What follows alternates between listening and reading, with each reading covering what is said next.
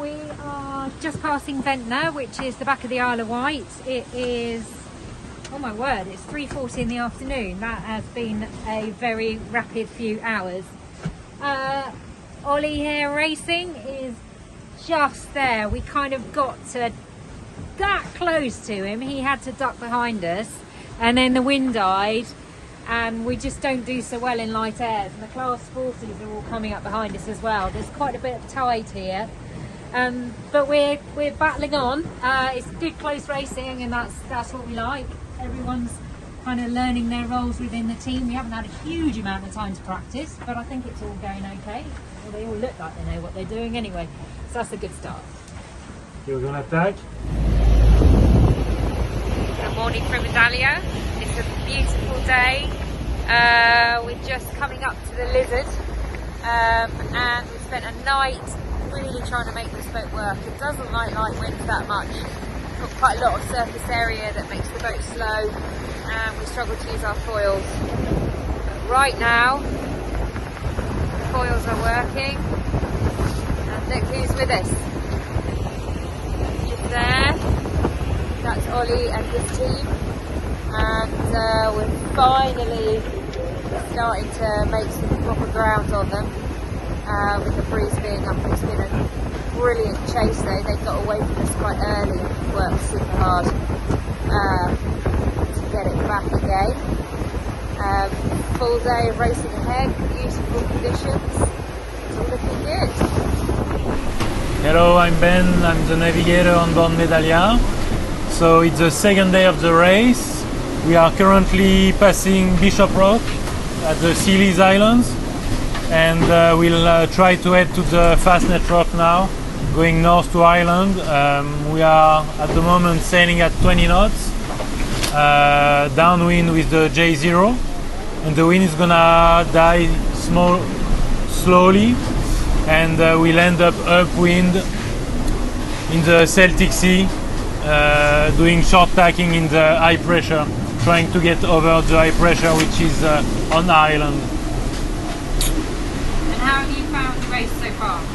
Well, it's been light, but the last 10 hours has been very nice with good pressure, good speed, and good fun on the boat. It's Tuesday morning, so we've been on board for not quite 3 days. Last night we got the news that Ollie here and his team have had to retire. Best of luck to all of them. We're really gutted because we were having a great race and looking forward to at least 1,500 more miles of battling with them. For us, we're just trying to sneak through the high pressure, working the boat hard. For me, I think I've adjusted to having people on board. It is a bit strange. There's pretty much always someone where I want to be.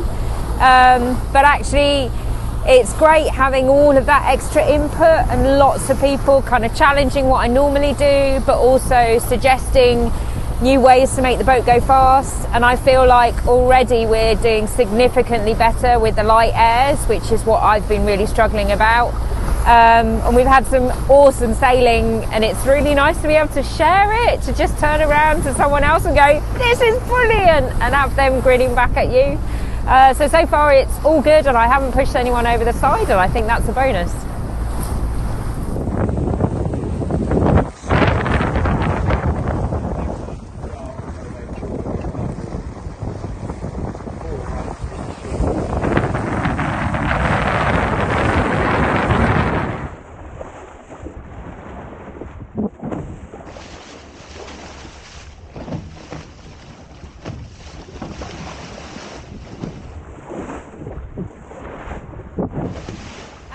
So we finally found some breeze this afternoon, and we've just been making our way into the coast. And then this is one of the marks of the course. So this is Great Skellig Rock, and we have to go around this one. So we've come out to tack around, and then we go back in because it looks like there's wind in there. And there are some nasty little rocks there, which Nick has kindly informed me are called washerwoman rocks. So we're missing those. Lots of little fish pots around. But we're pretty happy to be sailing, really. Maybe we'll get ahead of our routing, which doesn't show us picking up the low pressure anymore, but fingers crossed. We just got to try and sail fast and see where we end up.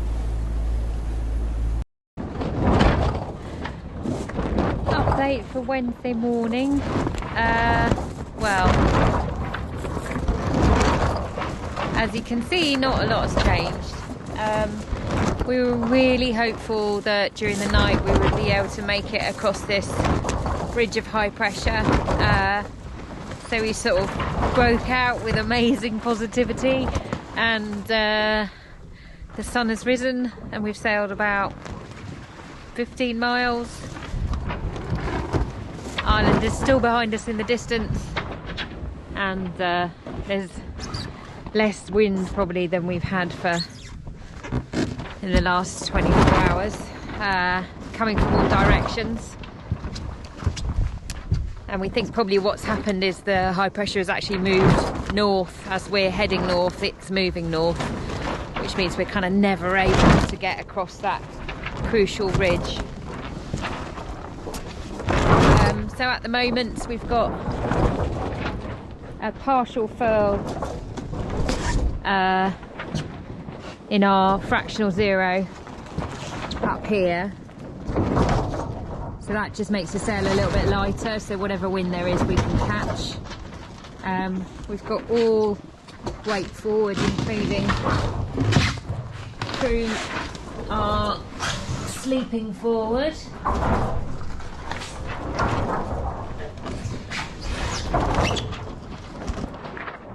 And we're just kind of hoping for a break, really. Keep on keeping on. We found a little bit of breeze finally, and the sun is setting, and we've got the most incredible vista around us. Moon rising over there, really big full moon, with a pink light coming from the sun that is setting in front of us. It's pretty amazing, just amazing actually. You don't really ever get a total view like that unless you're somewhere like in the middle of the ocean where there's nothing in the way. It's really special. Well, here we are, Thursday afternoon, Sevenstar around Britain and Ireland race. We've just come through a transition. We've punched through that high pressure and had a good run on the A2 for quite a few hours, and clocked up a few miles and put a bit of distance on the guys inshore. Now back to sailing upwind with the fro, looking for a northeasterly shift, which hopefully will tack on, and that'll lift us up towards St Kilda. We're approaching the penultimate mark before Shetland on the Sevenstar round Britain and Ireland race. So there's one more rock to round after this one, and this one here is St Kilda. And here with some fun facts about St Kilda is Paul Larson.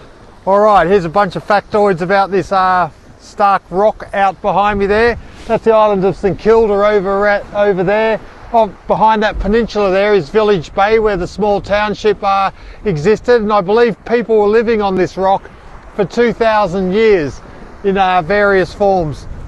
They were eventually taken off here, and the community was evacuated in 1932, and a lot of the men were given jobs in the forestry, which is quite amusing because there is not a tree on that island behind us there. The largest gannet trees in the world are on St Kilda. There's lots of gannets flying around us here at the moment. A few puffins in the water as well. There's the highest wind speeds ever recorded in the Britain and its Isles was recorded on top of St Kilda here at 270 kilometres an hour. I think the only people who live on there now, there's a military base on the top up there. I think it was originally used to trace the flight paths of missiles. I think it's still inhabited, and I think you can still go, and they're restoring bits of the township and that in there. The locals used to ply their trade by very hairy sheep. They'd sell peat, and they'd climb up on the rocks, all tethered together with ropes, barefoot, and climb up these rocks and grab the gannets and pull down the chicks and get the down, and they'd sell that to the Clan MacLeod who owned the island over there. If if you're suffering hard times on the mainland, they'd give you the opportunity to come over here and have your own plot of land and your own little bothy and probably suffer harder times. So some of these facts are right, some are wrong, but whatever you do, check it out because it's got a fascinating history. Any facts about St Kilda, Nick? Well, it's hotly debated on board, but I'm pretty sure that monks used to live out here. Nick, how many days did we think it was going to take us to finish this race when we left? When we left, we were thinking kind of 6 to 7 days.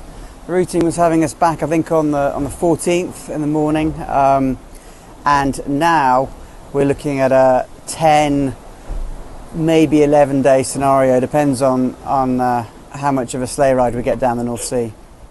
So obviously that has posed some challenges to us.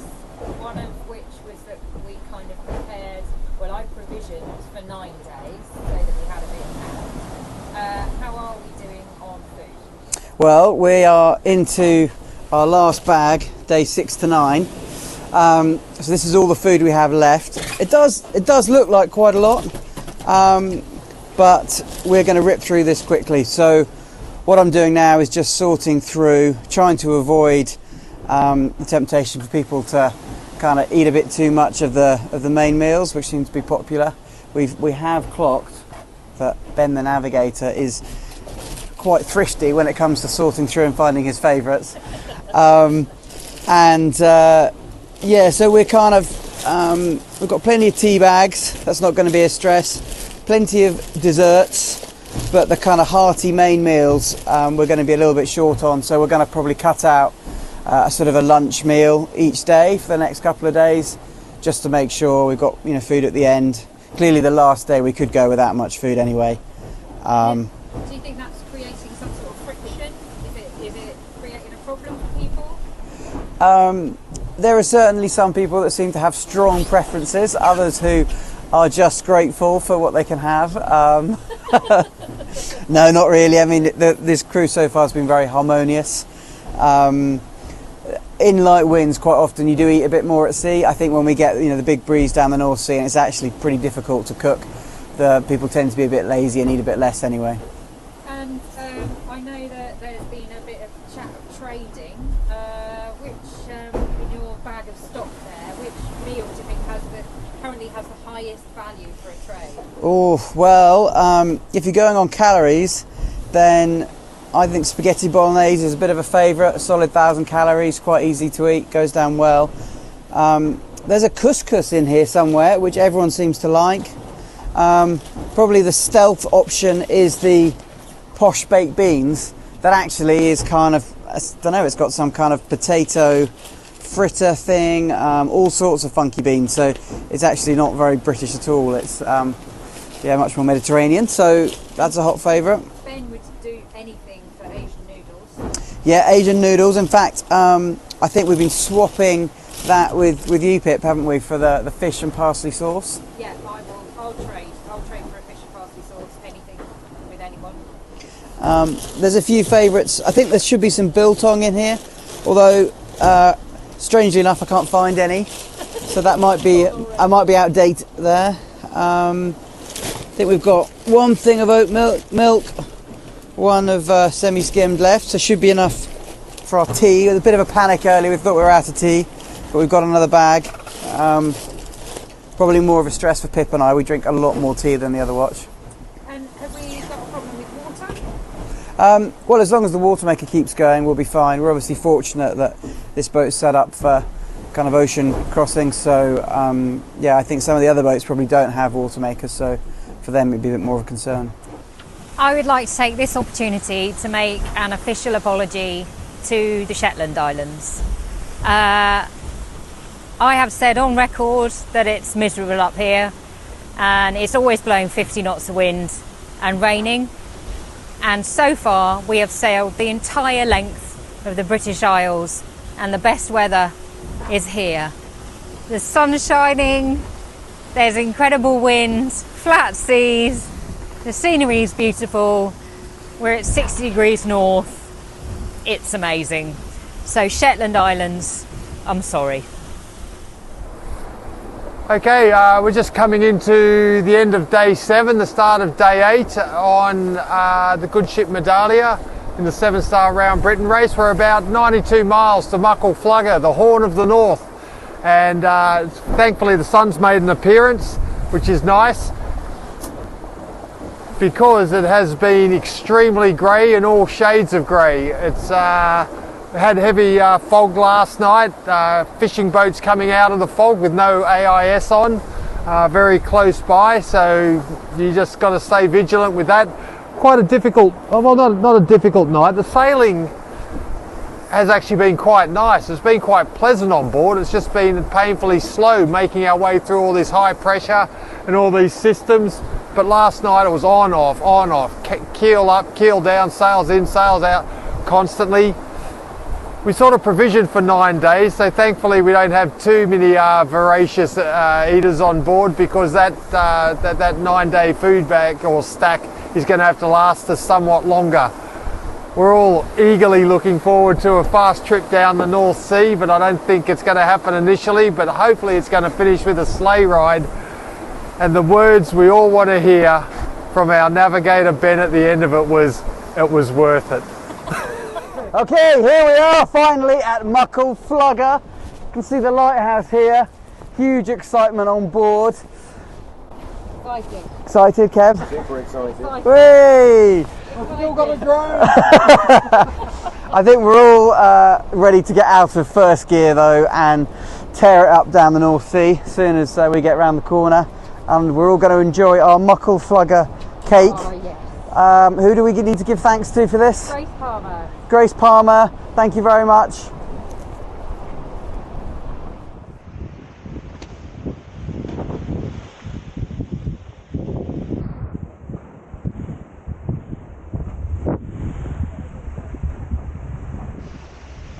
We are flying south at a giddy speed of 5 knots. How have the last 12 hours since rounding Muckle Flugga been?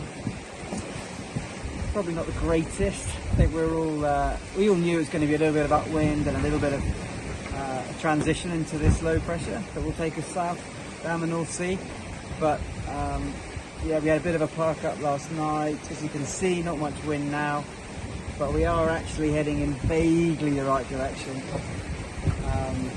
And only about 600 odd miles to go, so we're cautiously optimistic. Feels like a short run in, and let's just have a chat with Ben down here. Ben, Yeah. how many days to go? A bit more than 2 days. We may make it for the 17th beer o'clock. Are you excited? I am excited because it's gonna increase slowly, and it's gonna be a pretty good downwind down to the corner of the east coast of England. So it's gonna be a good 24 hours. It's a good way to finish. Yeah. Excellent.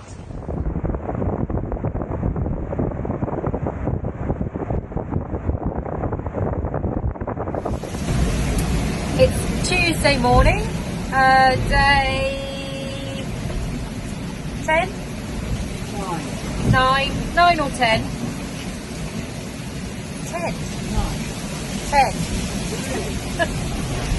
Day 9 or 10 of the Sevenstar Round Britain and Ireland race, and as you can see, we have finally got going, making Nick happy. We got the breeze last night. We've done about 150 miles in 12 hours in a straight line, so in reality we've sailed a lot more than that because we've been jibing downwind. It's been a really fun ride. Everyone is super happy to get going again. We think we're going to sail out of the breeze at some point this morning, which would be a bit sad for everyone, and we are currently just about level with Newcastle. So we've finally made it out of Scotland. We've been in Scotland for a long time. The end is in sight.